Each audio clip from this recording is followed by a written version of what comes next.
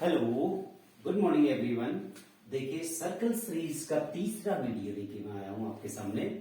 तीसरा वीडियो है आपका वृत्त से संबंधित कुछ महत्वपूर्ण फॉर्मूला, सूत्र, formula related to the circle. बहुत ही इंपोर्टेंट पॉइंट्स है, इसी पर न्यूमेरिकल्स पूछे जाने हैं। छोटी कक्षाओं से बड़ी कक्षाओं तक बहुत बड़ा महत्व है इसका, तो ध्यान दीजिए। Let's see. तो सर्कल पॉइंट्स पी, ये देखिए आपने सबसे पहले हम बात करते हैं कि सर्कल आप जानते हैं कि लोकस होता है इसका, है ना, ये सेंटर पॉइंट है। तो सबसे पहले हम बात करते हैं सरकमफ्रेंस। सरकमफ्रेंस, सरकमफ्रेंस मींस परिधि। परिधि क्या है? सर्कल की परिधि। देखिए परिधि, परिधि का फॉर्मूला होता है पाई इंटू डायमीटर, पाई गुणा व्यास।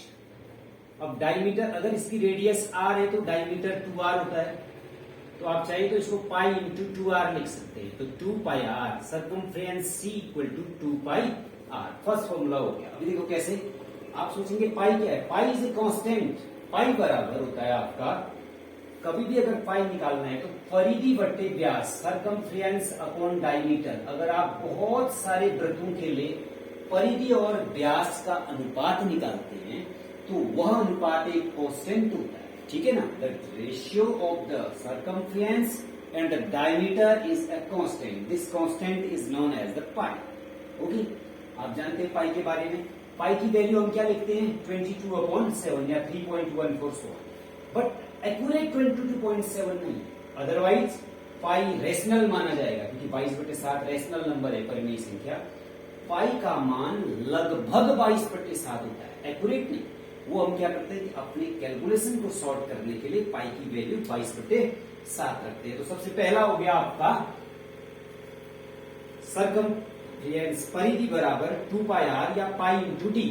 ओके, नेक्स्ट फॉर्मूला, तो दूसरे उस पर हम बात करते हैं। आपका दूसरे फॉर्मूले पर आते हैं। तो दूसरा फॉर्मूला है आपका चाप की लंबाई। चाप की लंबाई, the length of the arc, length of the arc, length of arc. देखिए लेंथ ऑफ आर्क क्या है? लेट्स सी, एक लेंथ आर्क देख लेते हैं। आर्क आप जानते हैं वृत्त का एक भाग है, पहले हम बता चुके हैं, इस पर डिस्कस कर चुके हैं। ये आर्क है, ये भी है। इसकी लंबाई निकालनी है आपको, ये लंबाई। तो सबसे पहले हम ये डिस्कस करेंगे कि यह, आप देख रहे हैं कि यह परिधि का एक टुकड़ा है। तो परिधि का कौन सा टुकड़ा बनेगा, उसके लिए मैं ये देखता हूं कि यह आर्क सेंटर O पर कितना कोण बना रहा है। लेट थीटा एंगल बना रहा है। अब आप जानते हैं कि एक बिंदु पर जो बना हुआ टोटल एंगल है वो 360 होता है। तो इट मीन्स थीटा 360 का कौन सा रेशियो हुआ? थीटा अपॉन 360, ये रेशियो हुआ।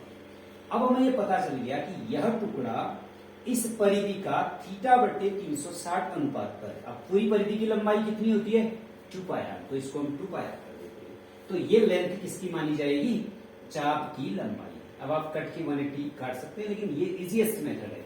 आपको ये पता होना चाहिए थीटा अपॉन 360 क्यों लिया, क्योंकि हम ये जानना चाह रहे हैं कि ये वाला टुकड़ा पूरी सर्कमफ्रेंस का कौन सा हिस्सा है, विच रेशियो। तो it means the length of arc is equal to theta upon 360 into 2 pi are.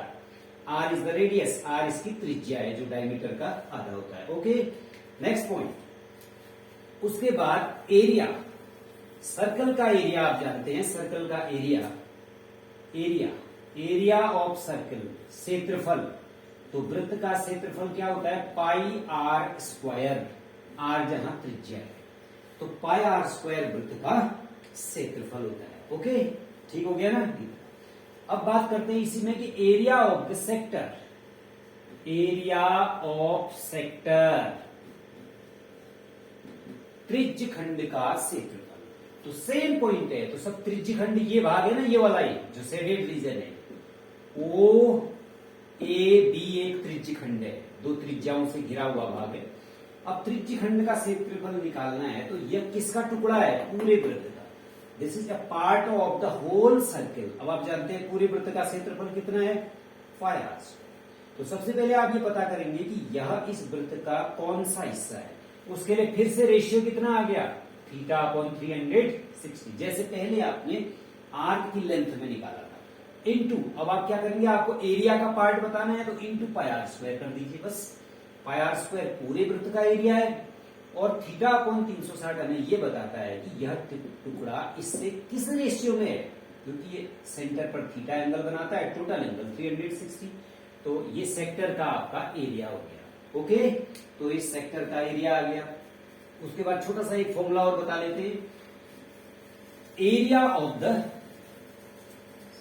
Segment. अब सेगमेंट का एरिया निकालते हैं, इसको ध्यान देना थोड़ा सा, एरिया ऑफ सेगमेंट।